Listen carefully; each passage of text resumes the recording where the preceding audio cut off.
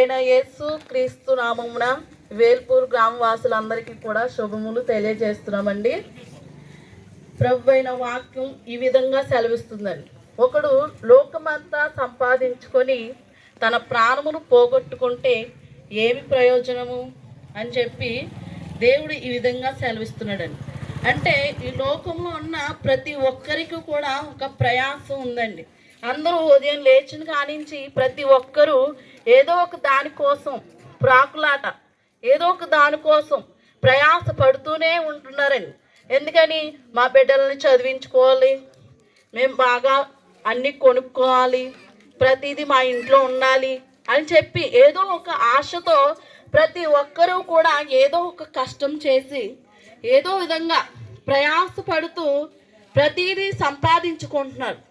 కానీ అన్నీ సంపాదించుకున్న ఆ యేసుక్రీస్తు ప్రభు ఒకే ఒక మాట అంటున్నాడు, ఈ లోకంలో అన్నీ సంపాదించుకొని తన ప్రాణాన్ని పోగొట్టుకుంటే ఏం ప్రయోజనం అని చెప్పి దేవుని వాక్యం సెలవిస్తుంది. ఈ విధంగా లేఖనాల్లో చూసినట్లయితే ధనవంతుడు ఏమనుకుంటున్నాడంటే, నా ప్రాణమా తినుము, తాను త్రాగుము, సుఖించుము అని చెప్పి అనుకుంటున్నాడండి.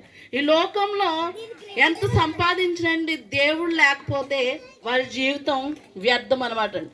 ఈ లోకంలో ఉండగానే ప్రతి ఒక్కరూ కూడా సమయాన్ని సద్వినియోగపరచుకోమంటున్నాడండి. యేసుక్రీస్తు ప్రభు వారు ఈ విధంగా సెలవిస్తున్నారు, సమయం ఉండగానే నీ ఇల్లును చక్కబెట్టుకో. అంటే ఈ దీపం, మనలో ఉన్న ఆత్మ దేవుడు పెట్టిన దీపం.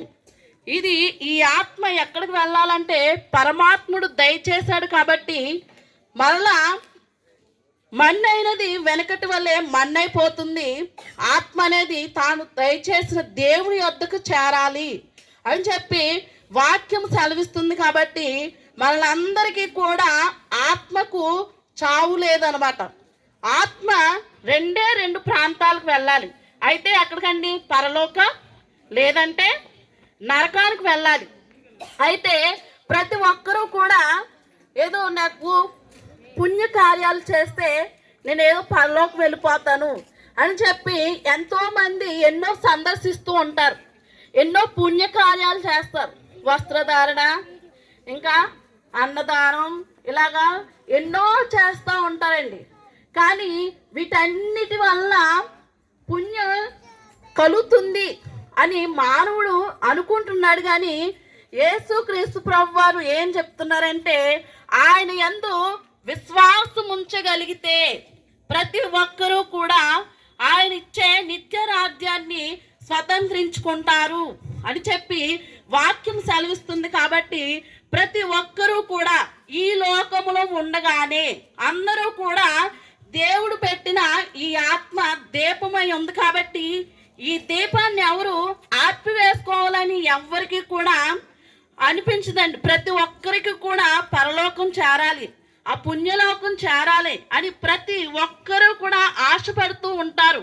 కాబట్టి ఈ ఆత్మ ఆ దేవుడు దయచేసిన దేవుని దగ్గరికి వెళ్ళాలంటే ప్రతి ఒక్కరూ కూడా ఏమని చెప్తుందండి, ప్రతి ఒక్కరూ కూడా నా యందు విశ్వాసం ఉంచండి, అప్పుడు నేను ఇచ్చే నిత్య రాజ్యాన్ని ప్రతి ఒక్కరూ కూడా స్వతంత్రించుకుంటారని దేవుని వాక్యం సెలవిస్తుంది. కాబట్టి ఆయన ద్వారా తప్ప ఎక్కడా కూడా రక్షణ లేదు. ఆయన నామం బట్టే ప్రతి ఒక్కరికి రక్షణ కలుగుతుంది. కాబట్టి ఇటువంటి ప్రతి ఒక్కరూ కూడా రక్షింపబడాలని, ప్రతి ఒక్కరూ కూడా ఎవరూ కూడా నరకానికి వెళ్ళకూడదని, ఏ ఒక్క ఆత్మ నశించిపోవడం ఇష్టం లేదు. కాబట్టి ఆయన దేవాతి దేవుడై ఉండి మనందరి కోసం ఈ లోకానికి వచ్చి మనందరి కోసం మరణించాడు. కాబట్టి ప్రతి ఒక్కరూ కూడా ఆ నిత్యత్వాన్ని స్వతంత్రించుకోవాలంటే, ప్రతి ఒక్కరూ కూడా ఆయన ఇచ్చే గొప్ప రక్షణను పొందుకోవాలంటే ఆయన యందు విశ్వసించాలని, ఆయన ఇచ్చే గొప్ప రక్షణ పొందుకొని ఆయన ఇచ్చే నిత్య రాజ్యాన్ని స్వతంత్రించుకోవాలని,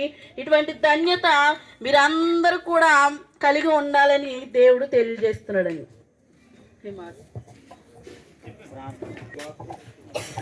స్తోత్రం దేవా, స్తోత్రం స్తోత్రం స్తోత్రం తండ్రి, మహానీడ మహారాజా మహోన్నతుడ సర్వోన్నతుడ సర్వకృపానిధైన దేవా, నీకు వందనాలు స్తుతులు స్తోత్రాలు ప్రభా.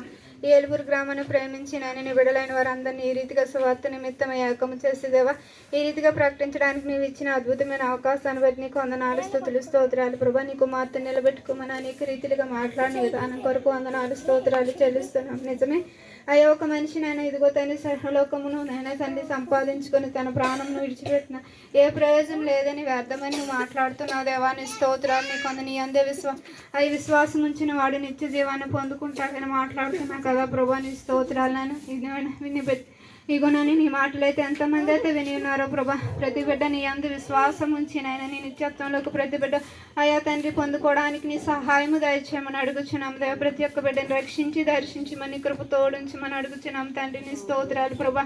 బలవంతుడైన దేవానికి వందనాలు, సర్వశక్తిమంతుడైన తండ్రి నీ స్తోత్రాలు వందనాలు తెలుస్తున్నాం. నేను ఎంతమంది అయితే నన్ను నీ వాక్యాన్ని విని ఉన్నారో అయ్యా తండ్రి ప్రతి ఒక్క హృదయాన్ని దర్శించి సహాయం చేసి తోడండమని ఇచ్చిన ప్రార్థన పాసని చేర్పించుకోమని దివ్య నామంలో అడిగి వేడుకుంటున్నాను పరమ తండ్రి. ఆమేన్.